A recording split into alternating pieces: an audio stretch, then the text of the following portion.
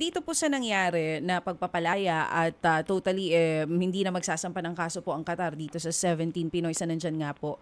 Nagkaroon po ba ng partikular na kasunduan ang Qatar at ang Pilipinas regarding the issue? May hiniling po ba sila para mangyari ito o wala naman? Walang kasunduan. In fact, nagpasalamat ang ating Pangulo sa una yung malakas na relasyon, ugnayan ng ating dalawang bansa, ng Qatar at ng Pilipinas. Kung matatandaan, di ba, dinalaw ng Emir si Pangulo last year dito sa Pilipinas, Emir ng Qatar. And then, of course, nagpasalamat si Pangulo sa Emir in behalf of through the ambassador. And nandun din ang Department of Foreign Affairs. So akma na nabanggit yung mataas na ugnayan between our two nations. Yun po na pag-usapan ka.